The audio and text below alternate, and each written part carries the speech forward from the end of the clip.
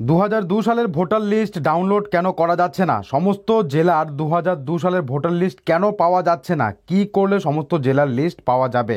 তো এই ভিডিওতে, আজকের ভিডিওতে আমরা সেটাই জানবো।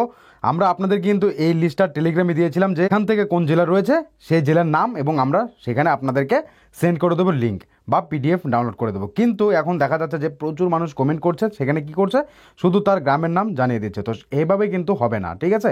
তো আপনাকে কিন্তু জেলার নাম কমেন্ট করতে হবে, লিঙ্ক পৌঁছে যাবে। তবে লিঙ্কেরও দরকার নেই, আজকের ভিডিওতে আপনাদেরকে দেখিয়ে দেবো। নতুন একটা অফিসিয়াল ওয়েবসাইট সরকার লঞ্চ করেছে, সেখানে কিন্তু আপনাদের এই লিস্ট পেয়ে যাবেন, সরাসরি আপনারা দেখে নিতে পারবেন, ঠিক আছে? তবে সবথেকে ইম্পর্টেন্ট বিষয় হলো সমস্ত জেলার 2002 এর ভোটার লিস্ট কেন দেখা যাচ্ছে না, ঠিক আছে? কি করতে হবে, তো সমস্ত বিষয়টা জানাতে আজকের এই ভিডিও। তো সবার আগে জেনে রাখুন যে এই যে এখানে আপনারা একটা লিস্ট দেখতে পাচ্ছেন, ঠিক আছে? আশা করি দেখুন এখানে কতগুলো আমাদের পশ্চিমবঙ্গের ডিস্ট্রিক্ট রয়েছে, মোট 24টা রয়েছে, ঠিক আছে? এবার এখানে কটা দেখা যাচ্ছে দেখুন, আমি আপনাদেরকে দেখাচ্ছি। এখানে দেখুন কোচবিহার, জলপাইগুড়ি, দার্জিলিং, উত্তর দিনাজপুর, দক্ষিণ দিনাজপুর, মালদা, নদিয়া, এরপর কি রয়েছে হাওড়া, হুগলি, মেদিনীপুর, বাঁকুড়া। এই সমস্ত জেলার কিন্তু লিস্ট একমাত্র প্রকাশিত হয়েছে, এবং এখান থেকে এই কয়টার লিস্টই পাওয়া যাচ্ছে, এখান থেকে আপনাকে খুঁজে বের করে নিতে হবে। এবার কথা হচ্ছে যাদের পাওয়া যাচ্ছে না তাহলে কি হবে?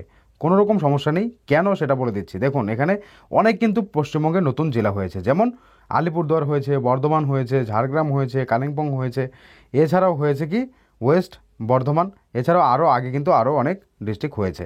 তো এবার কথা হচ্ছে যে যেমন আমি আপনাদেরকে একটা এক্সাম্পল হিসেবে বলছি, যেমন দেখুন এখানে 20 নম্বরে কী রয়েছে আলিপুরদুয়ার, ঠিক আছে? তো এই আলিপুরদুয়ারের আগের ডিস্ট্রিক্ট কী ছিল?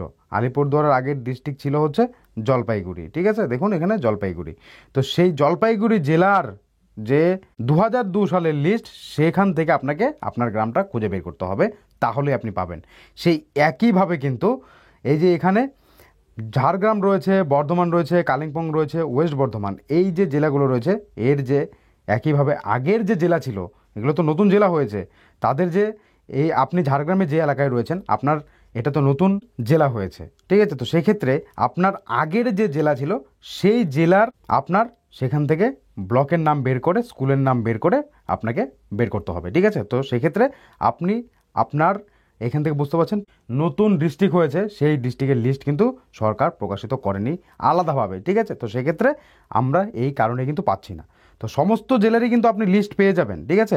এবার অফিসিয়াল ওয়েবসাইটটা আপনাদেরকে দেখিয়ে দিচ্ছি। আপনি আপনার মোবাইলের যে কোনো একটা ব্রাউজারে চলে যাবেন, গিয়ে লিখবেন CEO westbengal.nic.in, ঠিক আছে? লিখে যখনই সার্চ করবেন এই অফিসিয়াল পেজে আপনি চলে আসতে পারবেন।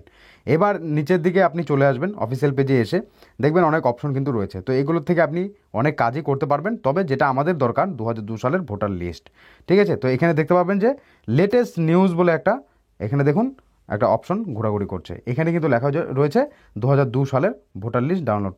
তো সেক্ষেত্রে এখানে এই যে দেখুন অপশনটা রয়েছে, এটাতে ক্লিক করবেন। আরও কিন্তু এখানে অপশন আপলোড করবে তারা বলছে, ঠিক আছে? সেখানে কিন্তু দেখা যাচ্ছে। তো এখানে দেখবেন আপনি যে ইলেকটোরাল রোল 2022 ভোটার লিস্ট দেখতে পাচ্ছেন।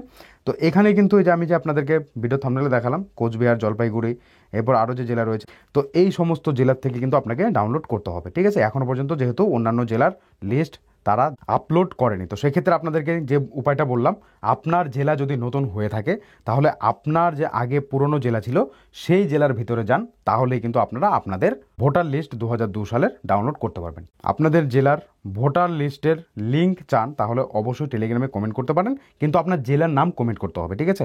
যারা নতুন জেলার রয়েছেন তারা আপনাদের পুরনো জেলার নাম কমেন্ট করবেন, আর যারা আগে যে জেলাতে রয়েছেন সেই জেলার আর কোনো পরিবর্তন হয়নি তাহলে তারা সেই জেলার নামই কমেন্ট করবেন, ঠিক আছে? তাহলে কিন্তু টেলিগ্রামে আমরা আপনাদেরকে লিঙ্ক পাঠিয়ে দেবো, ঠিক আছে?